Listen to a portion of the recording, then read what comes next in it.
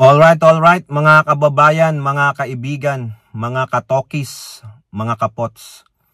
Kamusta po kayong lahat? And once again, welcome po dito sa ating mumunting channel, Simply Talkies Vlog.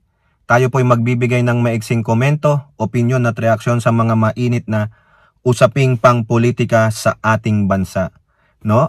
Pag-usapan natin mga kababayan, ito pong si Senator Rapi Tulfo, galit na galit po mga kababayan. No, dahil po sa sinagawang hearing kahapon tungkol po dito sa isa sa mga company ng mga bilyar na Prime Water. Ito pong Prime Water ay nasasangkot sa maanumalyang transaksyon sa pagseserbisyo ng tubig sa ating mga kababayan sa iba't ibang panig ng ating bansa. Marami po ang nagrereklamo, marami pong nagsusumbong na hindi po maganda ang serbisyo nitong Prime Water na ito. Nagbabayad ka, mahal-mahal ng singil, may basic charge. Remember, may isang artista dyan na nakatanggap pa siya ng bill na mahigit 100 piso kasi even though wala ngang serbisyo sa kanya, sa kanyang bahay, may babayaran pa siya. Ang dahilan, basic charge. Basic. Hindi mo, walang serbisyo, walang tubig, hindi mo ginamit ang tubig, pero may babayaran ka pa rin. Basic charge. Yung pambayad nila ng taxes sa gobyerno, ikaw pa rin ang magbabayad para sa kanila. So therefore, hindi po sila nawawalan ng pera. Lahat ng gastusin nila kinukuha sa taong bayan. Basic charge. Magkano ang pasahod sa empleyado? Sa customer kukunin. Magkano ang ating mga bonus? Kukunin sa customer. Yun po yan. Sila po ang yumayaman habang ang mga Pilipino ay nagsasaper. Pero walang tamang serbisyo. Okay, at ganun din po si Marcoleta. Binanatan na naman po ang mga kapwa niya senador na hindi mga pro Duterte. No, meron pong video dito, hopefully mapanood natin to, hindi tayo makopyright. Talaga pong mas naniniwala pa daw siya, mas credible pa daw po si Orly Gutesa kaysa sa mga iba niyang kasamahan. Ay naku, ang daming pinatamaan. Lahat po yata dito damay, no? Pati siya, hindi rin siya credible eh. O di ang gawin ninyo, magsipag-resign kayo lahat. Si Gutesa na lang senador.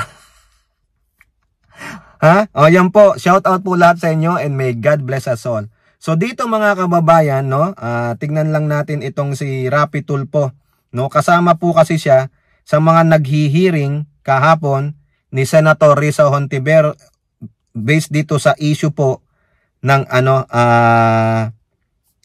Prime Water. Sorry po ng Prime Water, na kung saan itong Prime Water ay hindi po maganda ang serbisyo. Marami pong mga kababayan natin ang nagrereklamo na itong Prime Water po ay sumisingil ng pagkataas-taas. Kung may serbisyo man, iba po ang lumalabas na tubig. May mga burak, hindi maganda, hindi magamit mga kababayan. Okay, so ano po ang sabi ni Rapi Tulfo? Inulan ng batikos mula sa Pilipinas Today ito. Inulan ng batikos kay Senator Rapi Tulfo ang mga opisyal ng Prime Water sa pagdinig ng Committee on Public Services dahil sa umano'y palpak na serbisyo ng naturang water concessionaire sa iba't ibang bahagi ng bansa. Ipinatawag ng komite ang Prime Water executives upang magpaliwanag tungkol sa toneladang reklamo ng mga customer nila tungkol sa masamang serbisyo at madalas na water supply shortage sa kanilang lugar. Ay opo, totoo po yan. Ako, danas ko rin yun sa Mandaluyong, pero hindi naman ako Prime Water kasi umalis ako 2001 October Pero nung nandyan ako sa Mandaluyong, 5 taon po akong nakatira dyan. Buti na lang yung tinitirhan ko, meron po silang pumping nanggagaling sa ilalim ng tubig. Bibira po kaming makatanggap ng talagang yung parang nawasa ang no? Minsan 10 oras ng gabi natutulog ka, biglang may gaganon sa gripo mo. Minsan may burak. Di mag-well water na lang ako. Buti na lang yung aming tinitiran nagbebenta ng tubig. Ganyan po sa Mandaluyong. Ewan ko lang kung nangyayari pa yan, ano? Yung may-ari ng bahay na tinitirahan ko, talagang may pumping station siya. Tapos sa kabilang bahay niya rin, ang daming bumibiling tubig. Umaga pa lang, alas 4 pa lang ng umaga, ayan na, bilihan na ng tubig, no? Oh, ito po. Ito ay sa kabila ng pagkakaroon ng online complaint desk ng Prime Water na pag-aari ng Pamilya Villar na sinabi ni Tulfo na walang silbi dahil hindi naman naaaksyonan ang hinaing ng mga customer. Quote, "The fact na sila ay tumatakbo sa akin by the hundreds na, that means inutil kayo." Ay, tinawag na inutil ang Prime Water. Naniniwala ba kayo? Sumasang-ayon ba kayo kay Senator Rapi Tulfo na inutil itong Prime Water? Sa aking opinion, I will side with the Senator Tulfo. Inutil nga kayo. Bakit? Bakit kinakailangan pa nilang tumakbo kay Rapi Tulfo sa Senado o sa kanyang wanted sa radyo para ireklamo kayo? Mostly ang nababalitaan ko dyan sa Bulacan. Ang dami dyan na nagre-reklamo. Reklamo sila ng reklamo, pero kayo dyan sa Prime Water, their complaints fall on the deaf ear.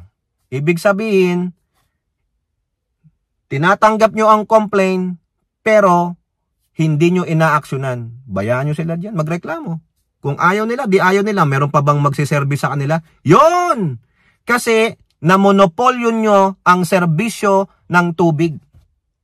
Bakit naman kasi hindi gobyerno ang mag-supply ng tubig? Bakit naman kasi binigay pa sa mga private companies? Alam nyo naman yan, they can do their own thing. They can increase their price without increasing the quality of service. Di sana maganda gobyerno na lang. All the basic necessities, the basic needs of the Filipino people, dapat gobyerno. Kuryente, tubig. Ha? Ano pa ang dapat na ibigay ng gobyerno? Tustusan ninyo dahil kumukuha kayo, kumukubra kayo ng malalaking mga remittances, mga taxes. Ano't iba't ibang klase ng value added tax, may extended VAT pa kayo. Pero binibigay nyo sa private company, for what? Yan ang tinatawag natin, inutil ang gobyerno sa bagay na yan. Hindi nagsimula kay Pangulong Marcos yan. Sino ang nagsimula niyan? Di po ba? Kaya ngayon, no, nagsasaper ngayon. Ha? Walang magagawang taong bayan dito kasi monopolyo sa lugar na yan. Halimbawa lang, sa Bulacan, o example lang po ito, wag sanang magagalit. Sa Santa Maria, Bulacan, tama po ba? Meron bang lugar dyan? Ang nagseservisyo lang ng tubig ay Prime Water. Wala nang ibang option. Kasi area nila yan. Yan ang nakuha. Yan ang binigay sa kanila ng gobyerno. Diyan sila pinagyan. Hindi makakapasok yung ibang water services, kundi Prime Water lang. O anong option ng mga tao? Maski na masama na ang serbisyo kasi nakakontrata, binigyan ng 25 years license, franchise, wala kayong magagawa. Hindi pwedeng umalis dyan ng Prime Water unless it was ordered by the court. Diba? Wala po. Kaya wala. Tenga tayo, nagbabayad tayo ng mahal pero hindi tama ang serbisyo. Yan ang kinalulungkot, kinagagalit ni Rapi Tulfo, kaya kayo sinabihang inutil. Biruin nyo, ilang libo na ang nagko-complain sa inyo. Pero anong aksyon ang ginawa ninyo? Hindi lang yan sa isang bayan, ha? Doon po sa bayan ni Representative Kong Hong, ang aming 1st District Representative ng Zambales, sa bayan niyang Subic, Prime Water din daw doon, sabi niya. Ang dami ring reklamo sa kanya. Kasi bakit nagre-reklamo? Naghihinaing kay Representative Kong Hong. Hindi tinutugunan ng administrasyon na itong kumpanyang Prime Water. Ang mahalaga sa kanila, kumubra lang ng kumubra. Wala kayong choice. Kami ang nakatalaga dyan na provider. Yun ang masama, mga kababayan. At the same time, walang kompetisyon. Kung walang kompetisyon, monopolyo. Ang monopolyo, gagawin nila lahat para kumita ng kumita in the expense of the taxpayers' money. Kung magtaas sila ng 25 centimos kada konsumo mo, wala kang magagawa kasi yan ang provided by law. Gagamitan ka ng abogado. Kasi ang gobyerno pinayagan sila. Yun ang mali. Payag kayo ng payag ng pagtaas ng singil, pero ang serbisyo bagsak. 'Di ba? Nasaan ang hustisya? Tandaan ninyo, we, the people, tayo ang gobyerno. Bakit tayo ang inaapi ng iilan? Di ba? Dapat lang na magalit si Tulfo. Si Risa Hontiveros, sumasang-ayon sa kanya. Yun po ang napag-aralan na-discover na kayo, na-research na kayo bago pa mag-hearing yan. Alam nyo naman si Rapi Tulfo, even though grandstanding yan, sasabihin niyang katotohanan minsan. Inutil kayo. Biruin nyo, sa dami ng complaint, wala kayong inaaksyonan. Bakit kailangan pang tumakbo kay Rapi Tulfo? Kung tama sana, inaksyonan nyo na yung mga complaint, hindi na tatakbo kay Tulfo, hindi na kayo mabubusisi. Fix your own freaking problem. Diba? Tingnan ninyo, yung ginawa nyo sa Siquijor, ilang buwan silang walang power. Hindi nyo magawa-gawa yung power. Nagbabayad sila. May basic charge sila. Pero nung dinalaw lang ng Pangulo, wala pang isang buwan, tapos ang problema sa kuryente sa Siquijor. O Pangulo, i-take over mo na. Gawin mo nang ibalik na sa gobyerno yung mga basic necessities ng mga Pilipino. Diba? Para wala nang ganito. Taas ng kuryente pero walang serbisyo. Inutil. Sabi nga ni Rapi Tulfo, inutil kayo, Prime Water. Ha? Ang alam nyo lang ay puro pamimera, mga kababayan. Walang hiya sa walang hiya talaga. Buwisit sa buwisit. Ha? O, eto pa. Labas na tayo dyan kay Rapi Tulfo. Sige, banatan mo, Rapi Tulfo. Ha? Nasa sayo ko, Rapi Tulfo. Ha? Okay?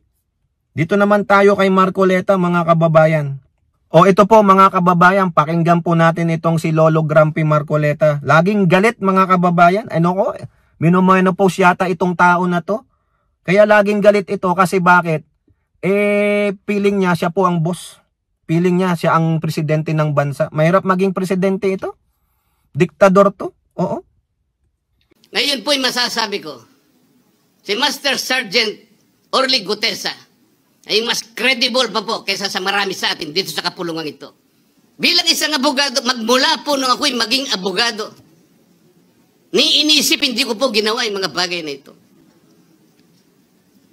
Kuminsan nga ako hindi na abogado, sila pa yung nagsasabi. Katulad po ni Saldico. Ang sabi ko lang naman po matunog na yung pangalan niya. Napakaraming sources na nagsasabi, kumukonekta kay Saldico, pwede ba natin siyang imbitahin? Ang sabi po, hindi na raw siya imbitahin because of interparliamentary courtesy. Ang sabi ko po, ang interparliamentary courtesy hindi po nalalabag kung iimbitahin lang siya. Halimbawa, invitation letter lang. Nagawa ko po yun kay Congressman Toby Chanco. Voluntary po yun Kung darating siya, salamat. Kung hindi siya darating, okay lang. Ngunit, ang pinag-uusapan natin ay problemang kasangkot na po ang kinabukasan ng ating bansa. Sasabihin ba natin interparliamentary courtesy? Nakikinig po ang buong bayan. Tatakpan po ba natin ng dahil sa interparliamentary courtesy? Nakasulat po ba sa bato yun? Absolute po ba yun? Yun po yung aking ikinasasama ng loob Hindi po tayo dapat mag-away-away. Iisa po ang ating layunin. Ang ating bansa ang pinaka-importante sa ating lahat. Bakit po kinakailangang ilihis natin? Bakit po tayo gagawa ng paraan para pagtakpan po natin ang hindi dapat pagtakpan? Ginoong Pangulo, ngayon po'y masasabi ko, si Master Sergeant Orly Gutesa ay mas credible pa po kaysa sa marami sa atin dito sa kapulungan ito. Si Master Sergeant Orly Gutesa, mas matapang kaysa sa mas marami dito sa ating kapulungan. Maraming salamat po, Ginoong Pangulo. Thank you, Senator. O yan po, mga kababayan, narinig ninyo, galit na galit. Gustong manakit ni Lolo Grumpy. Ang pinariringgan niya dyan, si Ping Lacson. Kasi sabi ni Ping Lacson, hindi na iimbitahan yan si Elizaldico due to parliamentary courtesy. Okay, ginagalang natin kasi kapwa natin mambabatas. Ayaw nating ma-break yung tradition. That's the decision of the chairman of the Blue Ribbon Committee. That's his prerogative. Ginagalang natin yung interparliamentary courtesy. Tulad ng ginawa sa mga Duterte senators. nung merong clamor sa Quadcom noon na ipatawag sila Bato. Hindi nila ginawa pinatawag si Bato, even just a letter. Because they already know. Even with the letter, it is up to the pinapatawag. Magsasayang ka lang ng oras at panahon. Magsasayang ka lang ng resources, yung papel at intinta. Alam mo naman, si Bato, hindi pupunta yan. Sabi niya, anong gagawin? May interparliamentary courtesy. Ayokong ako ang unang mag-break niyan. Di ba, Marcoleta? Sabihan mo yan sa mga kapwa mo, Duterte senators. Kala mo si Ping Lacson lang ang pinatutungkulan mo? Hindi. Marami diyang guilty. Lalo na si Bato. There is a clamor na tawagin siya sa Quadcom. Dahil isa siya sa mga orchestrator ng war on drugs ni Digong. Ngayon, mabuti sana kung ikaw pa ang Blue Ribbon Chairman, Senate Blue Ribbon Committee, ikaw ang chairman, gawin mo gusto mo. Pero hanggat ikaw ay isa lamang miyembro, wala kang magagawa dyan. It is still the decision, no, na lalabas dyan sa chairman ng Blue Ribbon Committee. Now, kung nagagalit ka, why not ikaw magpadala ng letter? Pero hindi nga ikaw ang chairman eh. Diba? Bakit ka galit na galit? Bakit kinakailangan pang imbitahan ang hindi naman pupunta? Diba? O ngayon, hindi na siya congressman. Doon mo siya imbitahan. Dahil wala nang mabibreak na interparliamentary courtesy. Ikaw na rin ang nagsabi kung a-attend siya o hindi. So why? Why should I send that letter? I will just respect the courtesy. Yung tradisyon na. Marcoleta, nagnangak-ngak ka dyan kasi hindi mo nakukuha ang gusto mo para kang si Tukmol, Sara Duterte. Ngayon, mas credible pa ba si Gutesa sa'yo? O then therefore, sabihan mo yung mga kapwa mo senador dyan. Marami dyan. Malamang lahat yan mag-resign. Pati ikaw, hindi ka rin credible eh. Oo, di ba? Nagsalita ka. Eh di balik din sa'yo. Di ang gawin na lang natin, mag-resign lahat kayo, ipalit si Gutesa na lang ang senador. Mas credible po siya. Di ba? Ikaw ba credible? O, back at you sa'yo. Nagsalita ka, nagpatama ka, o nanumbalik sa'yo. Di ba? Bago ka magsalita ng ganyan, examinin mo muna ang sarili mo. Karapat dapat mo bang sabihin yan? Na mas credible pa si Gutesa kaysa sa mga iilan sa inyo? O, kayong mga Duterte senators, kasama ka na, hindi credible. Di ba? O, mag-resign kayo. Ipalit nyo na lang si Gutesa. Kung makita nyo siya, sabi nyo, hindi nyo na makita eh. Di ba? Ilabas nyo muna si Gutesa. O, paano naging credible yon? Hindi nga makapunta sa DOJ. Di ba? Ikaw din, sinungaling. Wala ka rang credibility. Naback at you ka, di ba? O, kakahiya itong matanda na ito. Ayan ba'y tinasabi nyong senador? Senator like yan. Laging galit. Laging akala mo minimenopause ang matandang grampe.